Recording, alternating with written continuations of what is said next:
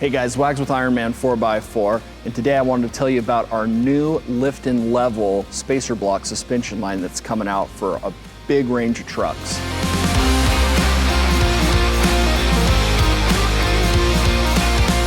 With lift and level, it's a great affordable way to get your truck lifted up and leveled out so you can fit bigger wheels and tires. You're gonna get extra ground clearance if you do take your truck off-road. And it's just an amazing, affordable way to do it if you don't have all that extra cash to go a full suspension system with all the components. Ironman 4x4 offers two stages of lift and level. Stage one, you're gonna get blocks and spacers, but it's gonna still utilize your factory front struts and rear shocks so you don't lose that OEM ride.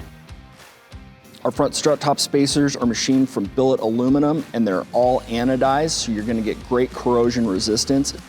Our tubular steel welded upper control arms, they utilize natural rubber bushings and they use a factory compatible ball joint.